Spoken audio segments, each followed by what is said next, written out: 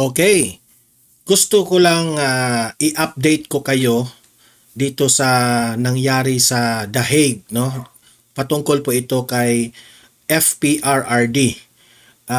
Update po ito ni Alvin and Tourism, yung vlogger dyan sa The Hague, no? At kinausap niya itong si Attorney Kaufman at meron palang nangyari kay Tatay Digong sa loob ng kanyang detention center, no? Na hindi natin alam. Okay? Na kaya pala nagtataka tayo, di ba? Nung unang araw ay nagtataka tayo bakit naman si Tatay Digong ay may problema na sa kanyang memory, no? Nahihirapan na raw na mag-alala ng mga events. Meaning to say, there is something wrong sa kanyang utak na.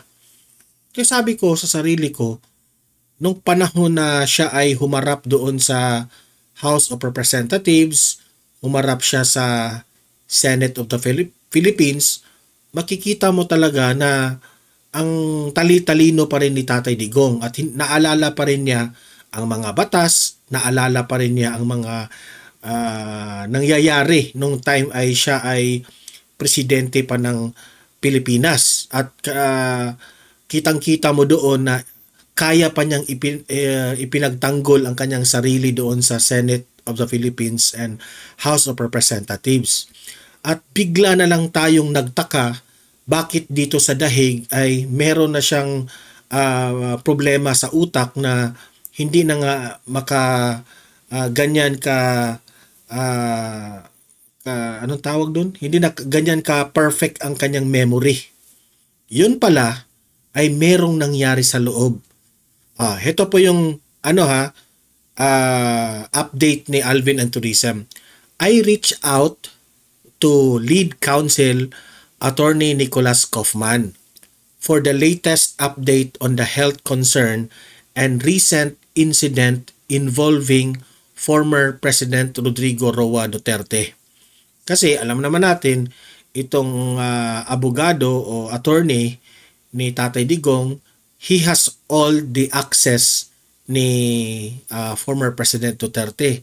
Any time of the day, kung gusto niyang makausap ang kliyente niya at gusto niyang i-check ang kanyang kliyente ay pwede yang mangyari, no? So, syempre, nagtanong-tanong itong si Alvin and Tourism dito sa kay Kaufman. So, ito yung sinabi ni Attorney Kaufman. The former president has reported to me a couple of incidents when he fell in his cell. Hindi ko lang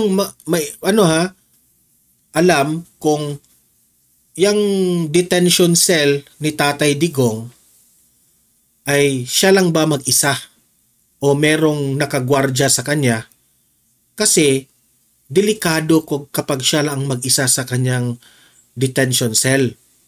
O kagaya nito na ano pala siya, no, natumba. Ang resulta po nito, as a result of one of these incidents, he lost consciousness and was evacuated to hospital where he was assisted for cranial and brain injury. Kasi matanda na siya eh. Siguro nung natumba siya, baka nauntog yung ulo ni Tatay Digong, nagkaroon ng injury ang kanyang utak. Yan na ang sinasabi ko sa inyo na kaya kailangan ni Tatay Digong ng interim release. Kasi kailangan po ng ayun na yan eh. 80 years old na yung tao. Tapos nangangailangan na po ito ng parang may nakabantay sa kanya. 'Di ba? Sabi yan ni VP Sara na si Kitty Duterte ang nagbabantay sa mga basic needs ni Tatay Digong. Okay? So ako po ay nalungkot dito sa balita na ito. Hindi kasi basta-basta na ordinaryong tao itong si Tatay Digong. 'Di ba? He is our former president and he is not an ordinary former president. Ito yung pinaka magaling na presidente na nagdaan sa Pilipinas. Kaya masakit po sa taong bayan na mabalitaan na merong disgrasya po na nangyari sa loob ng kanyang detention cell. Baka naman kayo mga taga-ICC dyan, gawan nyo na ng paraan yan na hindi yan maulit ng ganyan. Okay? Sa mga nag-fake news patungkol po na approve na yung interim release ni Tatay Digong, I cannot confirm kung totoo ba yan na approve na yung interim release ha, kasi merong mga nagsasabing fake news raw yan, meron ring nagsasabi na totoo yan. So hindi ko muna yan i-entertain not unless na confirm na talaga yan na sasabihin ng ICC. Okay? Ako, bothered lang talaga ako dito sa nangyari ngayon. Na bakit ngayon lang natin ito nalaman through Attorney Kaufman.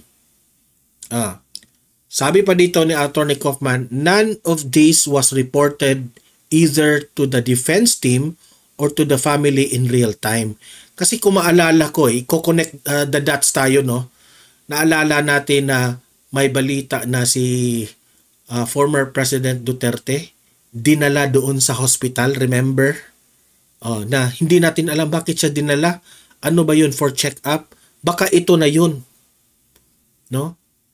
'Di ba? Kung maalala natin, sa Pilipinas ay inaalayan na siya ng mga kanyang mga aid, no? So dito nagresulta na. Wala nang nakabantay sa kanya na delikado kapag siya lang mag-isa. He fell down, nauntog siguro yung ulo nito. Wala talaga akong ibang pagbibintangan dito kundi ito yung kagagawa ng kagaguhan ni Bongbong Marcos.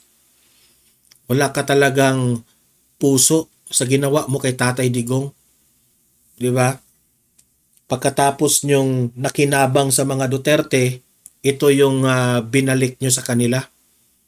The former president is fatigued from his detention and physically incapacitated by various medical conditions afflicting a person of his advanced age.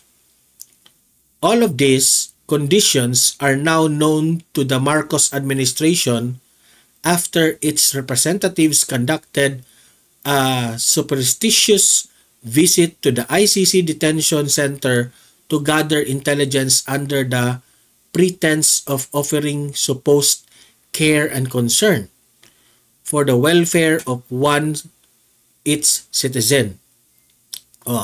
Tanong ko lang, ito na ba yung nabanggit ni former president, nabanggit ng ating vice president na ang embahada ng Pilipinas ay pumasok dyan sa ICC to visit Duterte without the permission of the first family o sa pamilya Duterte. Dahil concern na ba kayo sa kalagayan ni Tatay Digong? Diba? The court will rule on whether the former president, who has been kept from the public eye since his surrender, may continue to be detained. Ako, basta unang-una, ako po'y nalulungkot dito sa balita na ito. Kasi unang-una, hindi man talaga karapat-dapat nandyan si Tatay Digong sa ICC. Hindi sana nangyari itong mga disgrasya sa loob ng detention cell niya kung hindi dito sa kagaguhan nitong si Bongbong Marcos.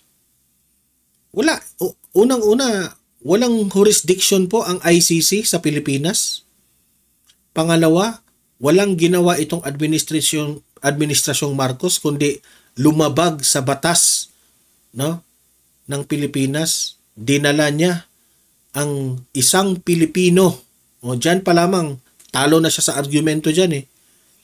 Dinala niya, hinahayaan niya na iba ang mag-control sa isang tao na Pilipino. Di ba? Na wala namang jurisdiction yung ICC na yan. Hinayaan niya si Tatay Digong na mapunta dyan. Hinatid pa niya. Kaya sabi ko,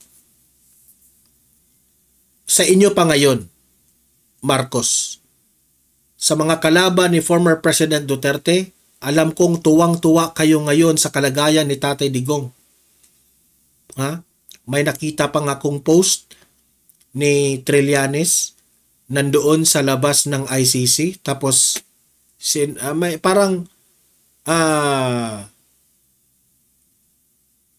kinakantsawan pa niya ang mga supporters ni Tatay Digong at parang ginagalit niya yung mga supporters ni Tatay Digong kung anong mga post ni Trillanes. Alam mo, Trillanes, hindi mo alam na baliwala lang sa inyo na matanda na yon si Tatay Digong, tapos ginaganyan niyo pa. Sabi nga ni VP Sara, ang gaba dili magsaba. There will come a time, hindi lahat ng bagay, hindi sa lahat ng panahon ay sa inyo. Meron ring panahon na babawiin yan yung mga ginagawa nyo kay Tatay Digong. At sana naman, no, itong attorney naman ni Tatay Digong, sana i-secure mo rin si Tatay Digong sa loob ng ICC. Parehan ito, no? Na napabayaan, sino pa namang pagsabihan natin, napabayaan ito. Hindi ba natin nasiguro na meron siyang kasama doon sa detention cell o meron ng mga aid doon na nakabantay? Bakit naman natumba siya doon sa loob? Anong nangyari? Kailangan na siguro niya ng alalay. Di ko maintindihan ng ICC eh. They are for human rights, pero sa ginagawa nila ngayon kay Tatay Digong, parang wala silang human rights. Para talagang nagdudusa po si Tatay Digong. Di nyo ba napansin, mga taga-ICC? Na ang mga Pilipino, most, if not all, most Filipinos love Tatay Digong. Hindi nyo ba naisip yan, mga taga-ICC? Di ba? Tama nga yung sinabi ng mga taga-Amerika na itong ICC ay napupolitika eh. Bakit nakapasok dyan si Trillanes? Di ba? Kaya sabi ko, ang gaba talaga, dili magsaba. Kasi alam ng buong sambayan ng Pilipino kung ano ang ginawa ni Tatay Digong sa ating bansa. Siya lang ang brave enough na presidente, na leader, na politician sa Pilipinas na hinarap niya ang pinakamalaking problema ng Pilipinas, which is ang problema natin sa droga. Siya lang, wala nang iba. What if walang Duterte nangyari sa 2016? Ano na kaya ang hitsura ng Pilipinas ngayon? Baka natulad na tayo ng ibang countries na mga drug lords na ang namuno sa kanilang bansa. So sad. It's very sad, no? Maraming mga foreign media, mga foreigners na nagsasabi na hindi nyo talaga inalagaan si Tatay Digong. Yun pa ang nagpabago ng malaking nagbago po nung time ni Tatay Digong, no?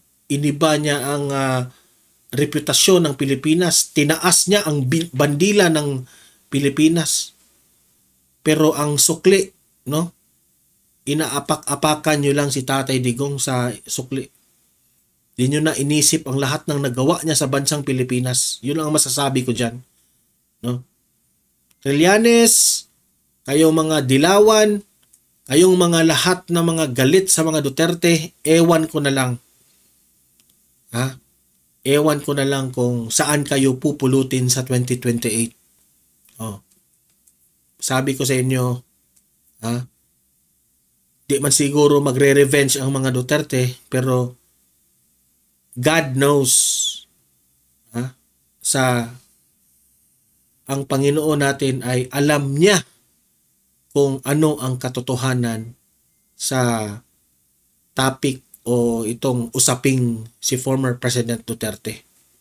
Okay, libre kayong mag-comment, mag-react sa balita na ito, ha. Ano ang masasabi nyo na merong disgrasya na ang tawag dyan, meron pong nangyaring brain injury sa utak ng ating former president. Give us your suggestions, your opinion, at usap-usap tayo sa comment section, ha. Paki-like at saka paki-share itong balita na ito para guys kakalat ito sa taong bayan. And sa mga ngayon lang nanood, consider na i-subscribe itong channel na ito para updated kayo lagi. Walang bayad ang mag-subscribe, ha. Libre lang yan. So, see you in my next video. Have a great day. Have a great night. God bless po sa ating lahat. Mabuhay ang Pilipinas and God save the Philippines.